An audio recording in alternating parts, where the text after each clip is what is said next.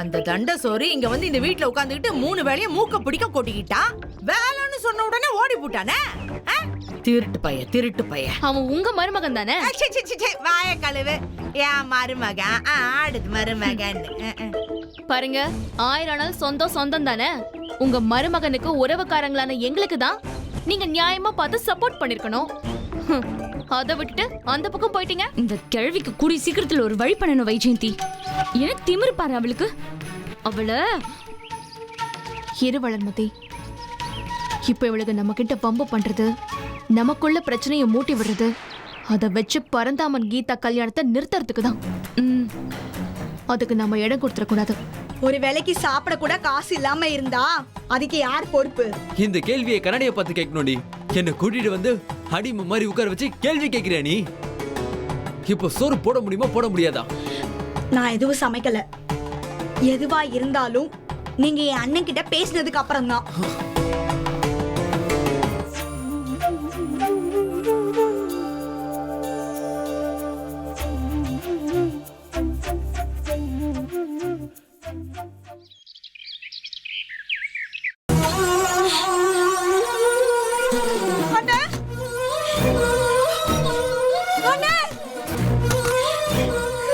உமா, என்னாச்சு? தெரியலங்க ஏன் அழறான்னு. ஏய், என்ன பிரச்சனை? எனக்கு ஒரு வழி சொல்லுங்க முதல்ல. நான் என்ன அனாதையாவா போயிட்டேன்? உமா, அம்மா போனதுக்கு அப்புறம் எனக்கு யாருமே இல்லாம போயிட்டாங்களா? என்ன உமா, என்ன பிரச்சனைன்னு கேட்டேன்ல. உமா என்னாச்சு? என்ன நடந்தது? என் புருஷன் கிட்ட காசு இல்ல, இங்க மரியாதையா இல்லன்னு சொல்லி என்ன அடிக்கிறாரு.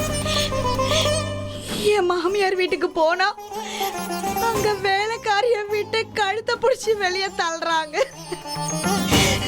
பார்த்தா அதுக்கு என் மாமனாரு செலவு பண்ண லிஸ்ட் எடுத்துட்டு வந்து நீட்டுறாரு. நான் என்னதான் பண்ணி தொலையட்டும்? போய் செத்து தொலைலாம் போல. ஏய், என்ன பேசுற நீ? பின்ன என்னங்க, என் புருஷனை மாட்டு அடிக்கிற மாதிரி அடிக்கிறாரு. ட்ரெஸ் எடுக்கணும், போன் வாங்கணும், இப்பவே போய் 25,000 ரூபாய் பணம் கொண்டு வான்னு சொல்றாரு. நான் எங்க போவேன்? 25,000 பணம் வேணுமா? இனிமே அவன் சம்பாதிச்சதை இங்க கொடுத்து வச்சு திரும்ப கேக்குற மாதிரி இல்ல கேட்டு கிடக்குறான். இந்த பாரு, முதல்ல உன் புருஷன் அடிச்சு விரட்டி விட்டுரு. ஐயோ கன்றாவி, இவ்வளவு என்னத்துக்கு கதை? கேவலம் அவன் அப்பாவே எடுத்துட்டு வந்து இவ்வளவு பெரிய லிஸ்ட கொடுத்துட்டு போறாரு. அதை திருப்பி இவன் அப்பனுக்கு கொடுக்கறதுக்கு இவனுக்கு வக்கு இல்ல. முதல்ல ஆம்பளையா லட்சணமா சம்பாதிச்சு அவன் அப்பா கணக்க ஜெட்டில் பண்ண சொல்லு. அப்புறம் பொண்டாட்டி அடிச்சு பணம் எல்லாம் கேட்கலாம். பணம் வேணுமாமே, பணம்.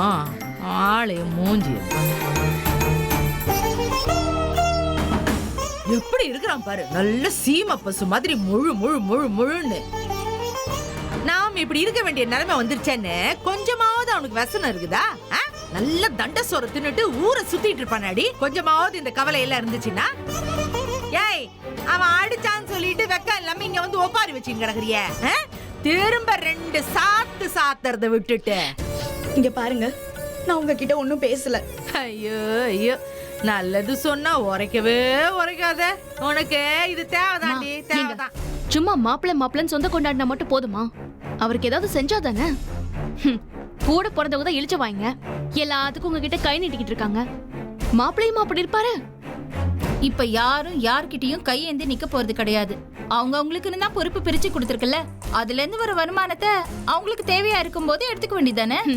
ஆமா, கொடுத்தீங்க பொல்லாத பொறுப்பு. அதை வச்சுக்கிட்டு என்ன செய்ய முடியுங்க? பொருளை விற்க முடியல, வாங்க முடியல.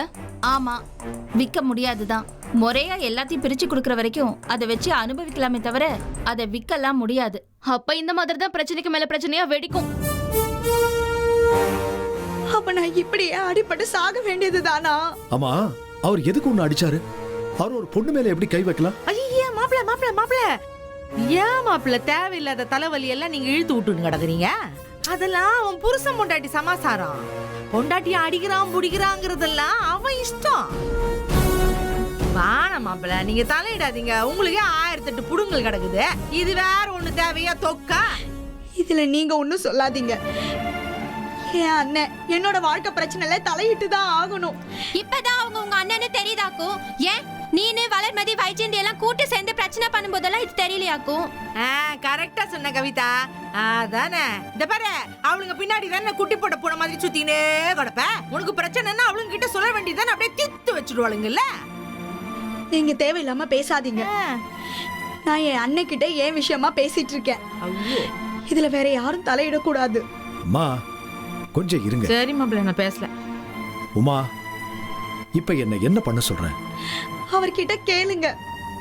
என் வாழ்க்கைக்கு ஏதாவது ஒரு வழி பண்ணுங்க. கடையில எடுபடி வேலை பண்ண விட்டுட்டீங்கன்னு வாய்க்கு வாய் சொல்லிட்டு இருக்காரு. அவருக்கு ஏதாவது ஒரு நல்ல பொறுப்பா கொடுத்து அதுக்கு ஒரு சம்பளம் கொடுத்தாதான் எனக்கு ஏதாவது ஒரு நல்லது நடக்கும்னு.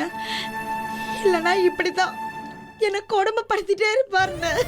உமா சரி விடு, நான் கேக்குறேன். இப்போ அவர் எங்க இருக்காரு? வெளியே போயிருக்காருன்னு. சரி, மாப்பிள்ள வரட்டும், நான் பேசிக்கிறேன். நீ என்னமோ அந்த உமா நம்ம பக்கம் தான் இருப்பா, நமக்கு தான் சப்போர்ட் பண்ணுவான்னு சொன்ன. ஆனா அவ ஒரு பிரச்சனைன்னு உடனே நேரா அண்ணா அண்ணி பக்கம் தானே ஓடிட்டா. புருஷன் அடிச்சா என்ன, அது எதுக்கு அவங்க கிட்ட போய் சொல்லணும்? எதுவா இருந்தாலும் நம்ம கிட்ட வந்து சொல்லிருக்கலாம்ல. சொல்லியிருந்தா அத அலசி ஆராய்ஞ்சு உடனே சுமூகமா இந்த பிரச்சனையை தீர்த்து வச்சிருவீங்களாக்கோ? ஏய், என்ன ஒட்டு கேட்டுட்டு நிக்கிறியா? அசிங்கமா இல்ல உனக்கு? நீங்க என்ன யாருமே இல்லாத இடத்துல நின்னா பேசிக்கிட்டு இருக்கீங்க, ஒட்டு கேட்காம இருக்க? நல்லா நட்ட நடு வாசல்ல நின்னுகிட்டு குத்து கலாட்டம் கத்தி கத்தி தானே பேசிக்கிட்டு இருக்கீங்க பேச்சு. நாங்க என்னமோ அந்த பக்கமா வந்தா அது ஒட்டு கேக்குறதா? நல்லா இருக்குடே உங்க நியாயம் தர்மம் பேச்சு எல்லாம். பேசுடி பேசு. உனக்கு இன்னும் எவ்வளவு நாள் ஓடுதுன்னு நாங்களும் பாக்குறோம். ஏய், எல்லாம் அவளுக்கு நல்லா தான் ஓடும். கேடு நினைக்கிற மூதேவிங்களுக்கு தான் எதுவுமே ஓடாது. இங்க பாருங்க, உங்களுக்கும் எனக்கும் சம்பந்தமே இல்ல. தேவையில்லாம இதுல தலையிடுற வேலையை வச்சுக்காதீங்க. அவ்வளவுதான் சொல்லிட்டேன். நான் எப்ப பார்த்தாலும் உங்களுக்கு எனக்கு சம்மந்தம் இல்ல, உங்களுக்கு எனக்கு சம்மந்தம் இல்லன்னு எப்ப பார்த்தாலும் கதை பேசி கிடக்குற. உமா எங்க கூட நல்லா ஒத்துமையா ஃப்ரெண்ட்ஷிப்போட இருக்கா. அதனால அவளுக்கு ஏதாவது ஒரு பிரச்சனைனா நாங்க பேசதான் செய்வோம். ஐயோ, அப்படியே ஒத்துமை. எனக்கு தெரியாதா உங்க ஒத்துமைய பத்தி? ஏண்டே எல்லாத்தையும் தூண்டி விட்டு சண்டை போட வச்சுட்டு இப்ப அவளுக்காக நீலி கண்ணீர் வடிக்கிறீங்களோ? நீலி கண்ணீர். இங்க பாருங்க, ஏற்கனவே சொல்லிட்டேன், இது எங்க குடும்ப சம்பந்தப்பட்ட விஷயம். நாங்க பேசிக்கோ, என்ன வேணாலும் செஞ்சுக்குவோம். அத பத்தி நீங்க பேசவும் கூடாது, கேட்கவும் கூடாது. அம்மாவும் பொண்ணு சும்மா சம்பந்தமே இல்லாம வீட்டுல உட்காந்துட்டு பஞ்சாயத்து பண்ணிட்டு இருக்கீங்க. ஏய், என்ன இது? என் பொண்ணு வீடு. நான் இங்க வந்து உட்காருவேன், பேசுவேன். அநியாயம் நடந்தா எடுத்து கேள்வி கேப்பேன்டி. இது எந்த ஒரு நியாயம்? பொண்ணை கட்டி கொடுத்துட்டு ஆத்தாக்காரையும் கூடவே வந்து உட்கார்ந்து இருக்கிற நியாயம். ஏய், அறிவு கட்டவள, கூடவே ஒருத்தி நிக்க வச்சுக்கிட்டு என்கிட்ட வந்து இந்த கேள்வியை கேட்டு கிடக்குறா.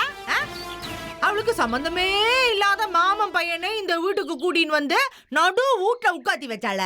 அப்ப உன் கண்ணு பின்னாடி போயிடுச்சா? அந்த தண்ட சோறு இங்க வந்து இந்த வீட்டுல உட்காந்துக்கிட்டு 3 வேளையும் மூக்க பிடிக்க கொட்டிக்கிட்டான். வேலைன்னு சொன்ன உடனே ஓடி போட்டானே. திருட்டு பைய, திருட்டு பைய. அவன் உங்க மருமகன் தானே? வாய கழுவு. ஏன் மருமகன்? அடுத்து மருமகன். பாருங்க, 1000 ஆனாலும் சொந்தம் சொந்தம் தானே. உங்க மருமகனுக்கு உறவுக்காரங்களான எங்களுக்கு தான் நீங்க நியாயமா பார்த்து சப்போர்ட் பண்ணிருக்கணும். அதை விட்டுட்டு அந்த பக்கம் போயிட்டீங்க. ஏன் உங்க கூட சேர்ந்து நான் விளங்காம போறதுக்கா? அதுக்கெல்லாம் வேற ஆளை பாருடி. இதுக்கு மேல பேசுனீங்க அப்புறம் அவ்வளவுதான் சொல்லிட்டேன். நாங்க ஏதோ பேசிட்டு போறோம், அதுக்கு உங்க மூக்கையே வேர்க்குது. தெரியும் டி எல்லாம்.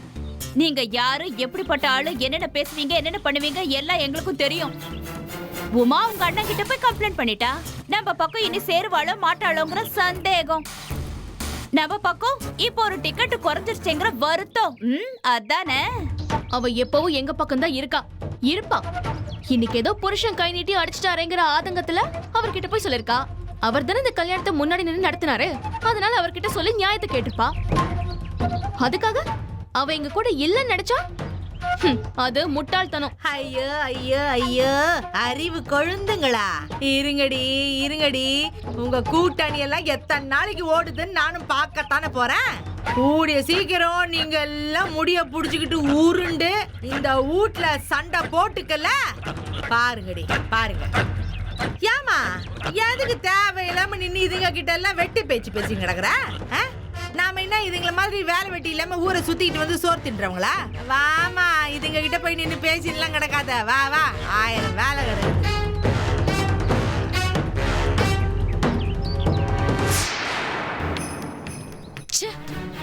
இந்த கிழவிக்கு கூடி சீக்கிரத்துல ஒரு வழி பண்ணணும் வைஜெயந்தி. எனக்கு திமிரு பாரு அவளுக்கு. அவளை இரு வளர்மதி. இப்ப இவளுக்கு நம்ம கிட்ட வம்பு பண்றது, நமக்குள்ள பிரச்சனையை மூட்டி விடுறது, அதை வச்சு பரந்தாமன் கீதா கல்யாணத்தை நிறுத்துறதுக்கு தான். அதுக்கு நம்ம இடம் கொடுத்துடக்கூடாது. ஆடுற வரைக்கும் ஆடட்டும். இதெல்லாம் கல்யாணம் முடிகிற வரைக்கும் தானே. அதுக்கப்புறம் வைக்கிறேன் பாரு இவளுக்கு செக்கு.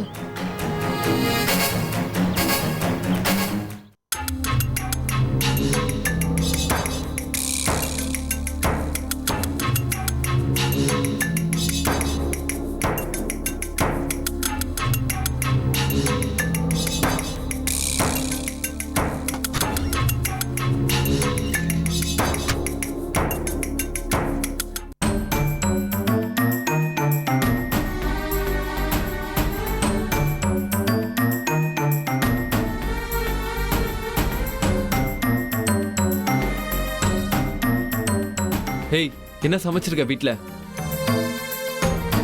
பசிக்குது, வந்து சாப்பாடு போடு.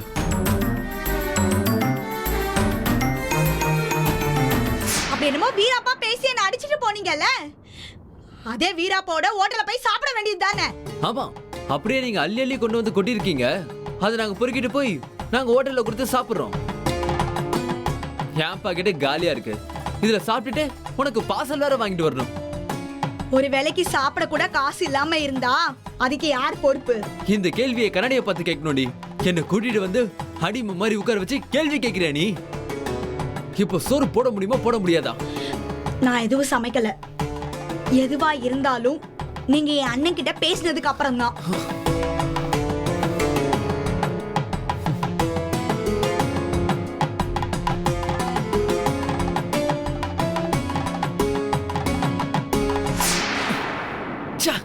என்ன பொலப்படா இது? எல்லாத்தையும் அவங்க அண்ணன் கிட்ட கேட்டுட்டு இருக்கணுமா? நான் இவளுக்கு தானே தாலி கட்டியிருக்கேன். என்னங்க தனியா நின்னு பேசிட்டு இருக்கீங்க? ஆமா, அந்த நிலைமைக்கு தானே கொண்டு வந்து விட்டுருக்காங்க. உமா கிட்ட கேட்டா சமைக்கல, எதுவா இருந்தாலும் எங்க அண்ணன் கிட்ட பேசிக்கோன்றா. என்ன நினைச்சிட்டு இருக்கான்னு எனக்கு புரியல. சாப்பாடு தானே, வாங்க நான் போடுறேன். வாங்க வாங்க.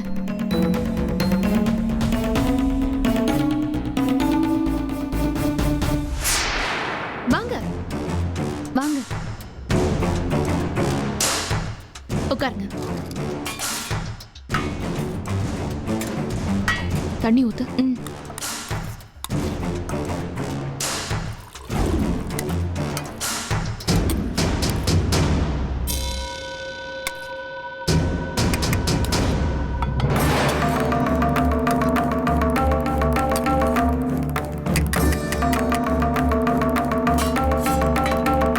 சாப்பிடுங்க, கூச்சப்படாம சாப்பிடுங்க. இன்னும் கொஞ்சம் பொரியல் வச்சுக்கோங்க.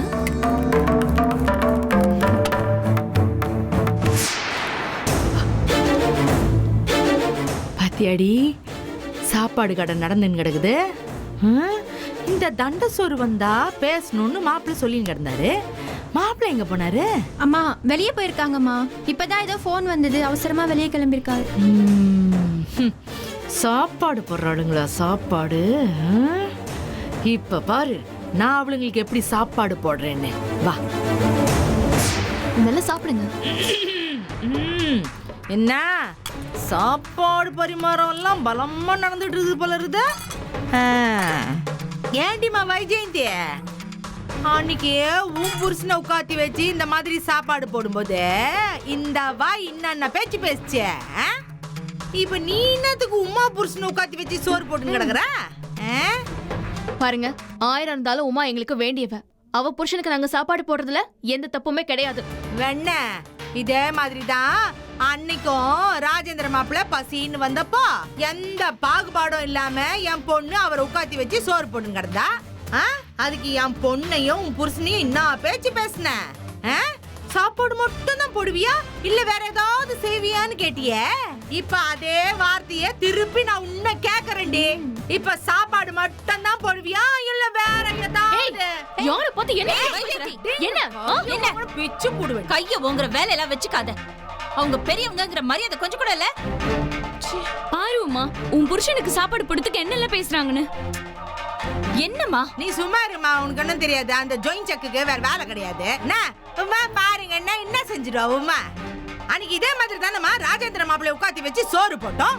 அதுக்கு என்ன சொன்னா இவ? சாப்பாடு மட்டும் தான் போடுவீங்களா இல்ல படுக்கை விரிப்பீங்களான்னு கேள்வி கேட்டால. இப்ப அதே கேள்வி தானம்மா நானும் திருப்பி கேக்குறேன். இவ சாப்பாடு மட்டும் போடுவாளா இல்ல படுக்கையை விரிப்பாளா? இது பாரு தேவையில்லாம பேசிட்டு இருக்காத. போதும் நிறுத்துங்க. இது பாருங்க, இவர் விஷயத்தை பொறுத்த வரைக்கும் எதுவா இருந்தாலும் என் புருஷன் வந்து பேசுறேன்னு சொல்லிட்டு போயிருக்காரு. அவர் வரட்டும், அப்புறம் பேசிக்கலாம். தயவு செஞ்சு நீங்க போங்க. போங்கம்மா, எதுவும் பேசாதீங்க. இவளுக்கு சொன்ன மட்டும் குத்துதா இவளுக்கு? எந்த சொரணை இல்லாம தண்டை தீனி தின்னு கிடக்குறது.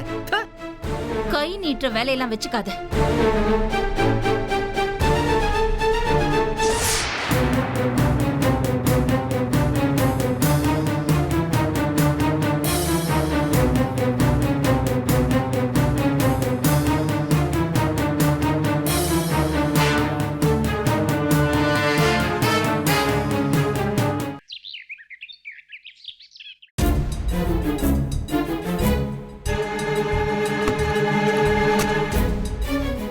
ஏங்க உங்களுக்குலாம் கொஞ்சம் கூட மனசு உறுத்தலையா? அவங்கெல்லாம் அங்க அவ்வளவு சண்டை போடுறாங்க, நீங்க எதையுமே காதுல வாங்கிக்காம நீங்க பாட்டு உட்கார்ந்து சாப்பிட்டுட்டு இருக்கீங்க. அப்புறம் எதுவுமே நடக்காத மாதிரி இங்க வந்து படுத்துட்டு இருக்கீங்க. என்ன என்ன பண்ண சொல்ற இப்போ? அவங்க தான் தேவையில்லாம சண்டை போட்டுக்கிட்டாங்க. அதுக்கு நான் என்ன பண்ண முடியும்? எனக்கு பசிச்சது, நான் சாப்பிட்டேன். அந்த அம்மா சாதாரண சாப்பாடுக்கு இந்த கத்து கத்துது. ச்சே! நீ சமைச்சு வச்சிருந்தா எந்த பிரச்சனையும் வந்திருக்காது. நீ சமைக்காம விட்டுட்ட. அவங்க சோறு போட்டாங்க, நான் சாப்பிட்டேன். அதுக்கு என்ன போய் குறை சொன்னா? அங்க நடந்த பிரச்சனைக்கும் உங்களுக்கும் சம்பந்தமே இல்லாத மாதிரி பேசுறீங்க. அங்க பிரச்சனை நடந்ததே நம்மள மையமா வச்சுதான். அங்க உட்கார்றதே கஷ்டம், அதையும் தாண்டி நீங்க அங்க உட்கார்ந்து சாப்பிட்டுட்டு இருக்கீங்க. எப்படிங்க? என்ன சொல்ற நீ? இந்த வீட்ல 1008 பிரச்சனை நடந்துட்டு இருக்கு. அதுக்கெல்லாம் நான் என்ன பண்றது? நீ கூட சொத்தை பிரிச்சு கேட்ட, உடனே கொடுத்துட்டாங்களா? இல்லல்ல. ஆமா, அதெல்லாம் என் தலை எழுத்து. என் புருஷன் சரியா இருந்தா நான் ஏன் போய் அவங்க கிட்ட கெஞ்சிட்டு நிக்க போறேன்? ரைட் ராயெல்லாம் நின்னு சொத்தை பிரிச்சு கேட்டிருப்பேன். நீங்க சரியில்லாதனாலதான், உங்களுக்கு ஒரு வேலை வேணும்ன்ற காரணத்துக்காக தான் என் வெக்கம் மானம் ரோஷம் எல்லாத்தையும் விட்டுட்டு இங்க வந்து உட்கார்ந்துட்டு இருக்கேன். எனக்கு என்ன கிடைச்சதுன்னு சொல்லுங்க. கல்யாணம் ஆகி நிம்மதியான ஒரு வாழ்க்கை இருந்ததா, இல்ல குழந்தைன்ற ஒரு சந்தோஷமான வாழ்க்கையாவது இருந்ததா? மாமனார் வீட்லயும் எனக்கு சப்போர்ட்டே இல்ல. இன்னொரு பக்கம் பிறந்த வீட்லயும் எனக்கு சேர வேண்டிய பங்க பிரிச்சு கொடுக்கவே மாட்டேங்கிறாங்க. எதுவுமே இல்ல. எல்லாரும் கொண்டு வந்து என்ன நடு ஆத்துல நிக்க வச்சுட்டு ஆளாளுக்கு அவங்கவங்க வேலையை பார்த்துட்டு போயிட்டு இருக்காங்க. ஏய், என்னையே குறை சொல்ற நீ? எனக்கு ஏதாவது ஒரு வாய்ப்பு கொடுத்து அதுல நான் கோட்டை விட்டா நீ குறை சொல்றது நியாயம் இருக்கு. ஆனா எதுவுமே கொடுக்காம உங்க கடையில ஒரு சூப்பர்வைசர் வேலை கொடுத்தா எல்லாம் சரியாயிடுமா?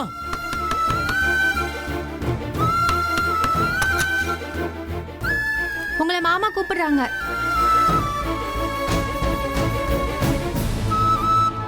போங்க, உங்களை தான் கூப்பிடுறாங்க, போய் பேசுங்க. ஆமா, எல்லாத்துக்கும் ஒரு மீட்டிங்க போட்டு பேசுறதோட சரி, வேற ஒண்ணும் நடக்க மாட்டேங்குது. ச்சே!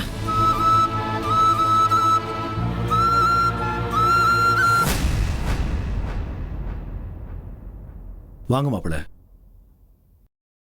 உட்காருங்க.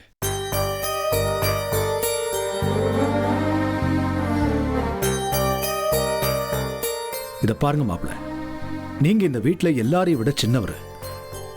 ஆனா உங்களுக்கு மாப்பிள்ளைங்கிற அந்தஸ்து இருக்கு. அதுக்கு நாங்க ரொம்ப மரியாதை கொடுக்கிறோம். இத பாருங்க, நீங்க கடையில வேலைக்கு சேர்ந்து முழுசா ஒரு வாரம் கூட ஆகல. இப்ப கூட நான் சுப்பிரமணியம் கிட்ட பேசிட்டு தான் வரேன். அதோட போன அன்னைக்கே கடையில இருந்து உங்க ஃப்ரெண்டு யாருக்கோ ஃபோன் பண்ணி கடையில நீங்க பார்ட்னர் ஆயிட்டதா சொன்னீங்களா? அதை கேட்டுட்டு என்கிட்ட வந்து சொன்னாரு. அதே மாதிரி அவர் எப்ப எந்த வேலை உங்ககிட்ட சொன்னாலும் நீங்க எடுத்தெறிஞ்சு பேசுறீங்களா? இப்போ அந்த கடைக்கு சுப்பிரமணியத்தோட உதவிதான் தேவையே தவிர உங்களோடது தேவையில்லை மாப்பிள்ள.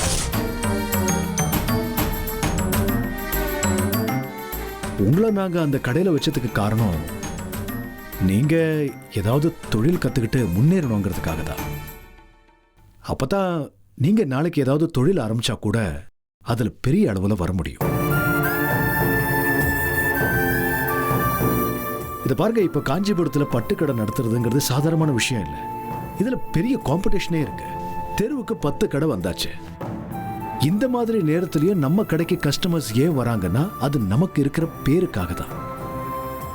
அதை வச்சுதான் நம்ம வியாபாரமே ஓடிக்கிட்டு இருக்கு. நம்ம குடும்பமும் சொல்ல போனா நின்றுகிட்டு இருக்கு. இதை தவிர எந்த ஒரு தனிப்பட்ட மனுஷனாலையும் இல்லை.